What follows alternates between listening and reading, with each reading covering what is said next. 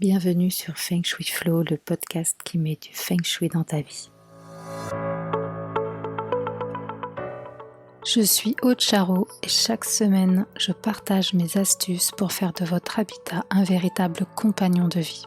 Vous voulez plus d'abondance, une meilleure santé, booster votre chiffre d'affaires, trouver l'amour? Le Feng Shui peut vous aider. Je vous explique tout. C'est parti! Hello, je suis ravie de vous retrouver aujourd'hui. On va changer un petit peu de contexte. Aujourd'hui, je vais mettre un petit peu ma casquette de décoratrice d'intérieur bien-être. En fait, je voulais vous parler du pouvoir des couleurs. Les couleurs ne sont pas neutres, elles nous parlent, elles interagissent avec notre inconscient, avec nos humeurs, avec notre physiologie. Car chaque couleur possède sa propre fréquence et chacune résonne donc différemment avec les êtres humains que nous sommes.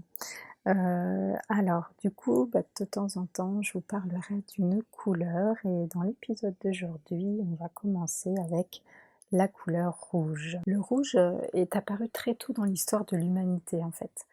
Sur les peintures rupestres des grottes préhistoriques, certains dessins en fait ont été réalisés à l'aide de pigments d'ocre rouge et même au néolithique, on a aussi maîtrisé ce pigment en fait, issu de la garance, puis plus tard on s'est servi de l'oxyde de fer, et du sulfure de mercure. Dans l'Antiquité, c'est le pourpre qui était le plus utilisé pour les teintures et il n'existait que 3 pôles dans le système chromatique. À ce moment-là, il y avait le blanc, le noir et le rouge. Ouais, et donc du coup, on va dire que c'était la seule couleur, digne de ce nom, hein. Et c'est la couleur des robes des ceinturions romains, de certains prêtres, c'est la couleur du dieu Mars. Au Moyen Âge, là, on a plusieurs façons de fabriquer du rouge. Donc on a le kermès, c'est des œufs de cochenille, et c'était difficile à récolter et cher à fabriquer. Donc c'était un rouge magnifique, mais il était réservé aux seigneurs. Et pour les autres, on utilisait toujours la garance. Il y a donc 2 sortes de rouge, le rouge génial, magnifique, et le rouge un petit peu moins rouge. À Venise, par exemple, en fait, les teinturiers, ils avaient des licences différentes. Ceux qui travaillaient avec le rouge garance, et ceux qui travaillaient avec le rouge kermès. Et ils n'avaient pas le droit, en fait, ils avaient une seule licence et quelqu'un qui voilà, si le teinturier, il avait une licence pour travailler le rouge garance, il n'avait pas le droit de travailler le rouge kermès. Alors, très tôt dans l'histoire, on associe le rouge quand même à la notion de pouvoir, de feu et de sang. De fait, en fonction de nos références, de notre culture, finalement le rouge il a soit un côté positif, soit négatif. Par exemple, le feu, ça peut être la purification, mais c'est aussi, les flammes de l'enfer. Le sang, c'est la vie, mais c'est aussi les crimes et les péchés. Alors, on pourrait résumer en disant que le rouge, finalement, il est assez, ambivalent. En Chine, par exemple, c'est la couleur, porte-bonheur par excellence. En Inde, elle a également une connotation positive puisque c'est la, couleur, c'est une des couleurs, pardon, de la Shakti, donc elle est associée à la victoire, à la pureté, à l'amour. En Afrique, le rouge représente lui le sang en général, donc à la fois le sang, de la vie, mais aussi le courage de tous ceux dont le sang a été, versé alors qu'ils luttaient pour leur liberté, les esclaves, les opprimés de l'apartheid. En Afrique du Sud, par exemple, c'est la couleur du deuil. Finalement, en Occident, le rouge, il est davantage synonyme de passion et de désir, mais c'est aussi la couleur de la colère, on dit bien voir rouge, et du danger. Il n'y a qu'à penser aux panneaux routiers, voilà, qui sont bordés de rouge. En Europe de l'Est et en Russie, le rouge, il est emblématique du communisme et de la révolution, Octobre rouge. En russe toutefois, Krasnoï veut dire rouge, mais aussi beau. Par exemple, la place rouge, ça peut être traduit en fait par la belle place.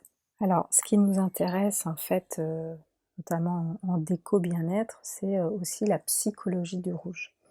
Alors le rouge, il a une longueur d'onde qui se situe entre 620 et 780 nanomètres. C'est la plus grande du spectre visible.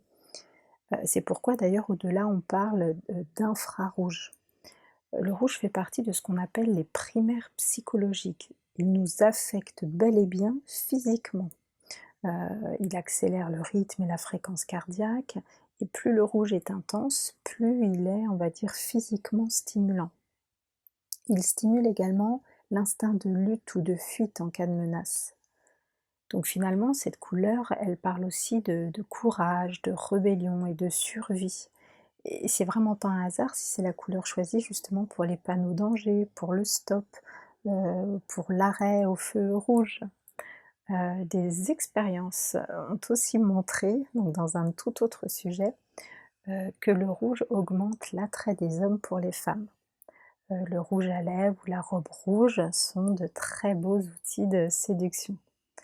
Le rouge, c'est la couleur de la chaleur, de l'enthousiasme, de la virilité, de l'énergie, de l'endurance, de la passion et du désir. C'est également la couleur de la mise en action. Le rouge, il n'est pas timoré, hein, il est vraiment pétri d'ambition. Alors, par contre, il a un petit côté négatif, on va dire, c'est qu'il peut être agressif, il peut être violent, générer de la colère, de l'énervement, de l'agacement. Donc, il a un petit côté insolent. Et donc, c'est pourquoi en déco, bah, on fera attention à ne pas utiliser trop de rouge ou le mauvais ton de rouge. Alors, c'est vrai qu'en déco, la couleur rouge, c'est une couleur qui est difficile à gérer. C'est pourquoi, en fait, il est généralement conseillé de l'utiliser en petites touches, donc les coussins, des vases, un tableau. Mais de mon point de vue, je trouve ça dommage, puisqu'on se prive de ses bienfaits. En fait, le rouge, il apporte du dynamisme, de la passion, et il aide à passer à l'action. Et du coup, bah, il y a des pièces où les murs rouges, bah, sont tout à fait appropriés.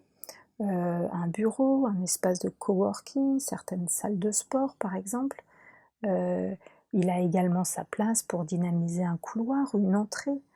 Heu, il ouvre l'appétit, donc on pourrait aussi imaginer, un mur rouge dans une cuisine. Le seul endroit finalement où il est pas vraiment conseillé, parce qu'il excite un peu, bah, c'est les chambres, hein, donc où là, il peut être utilisé, mais vraiment par petites touches. Donc, de façon générale, le rouge en déco, bah, attention à pas en faire trop, hein, parce que sinon, comme on l'a vu, il a un petit côté, agressif. Heu, on peut par exemple adopter la technique, vous savez, du demi-mur peint. Donc on peint par exemple la partie haute en rouge et on réserve la partie basse à une couleur plus neutre, le beige, le lin ou même le gris. Alors, le rouge, il s'associe particulièrement bien avec le bleu. Donc là, on a vraiment un effet chaud-froid, puisqu'on contraste deux couleurs primaires. Le rouge, il aime bien le vert aussi, puisque sur le cercle chromatique, bah, c'est sa couleur complémentaire. Finalement, le rouge va réveiller le vert et le vert calme le rouge. Donc, c'est une association qui est tout en équilibre. On peut aussi associer la couleur orange à la couleur rouge, donc là on est dans un ensemble un peu dynamisant puisqu'on utilise 2 couleurs chaudes. Et puis, bah, le rouge et le violet s'associent aussi, mais là on va créer plutôt des espaces, intimistes, et luxueux.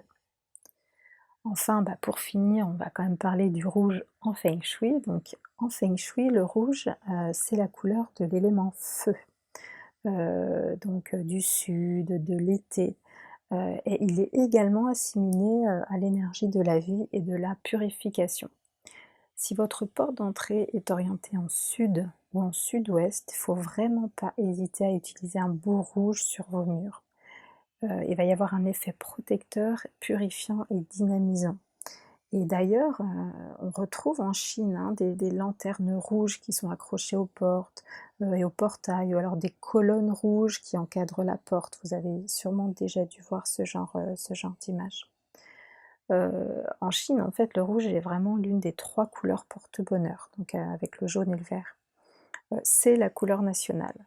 C'est celle de beaucoup de fêtes traditionnelles comme le Nouvel An.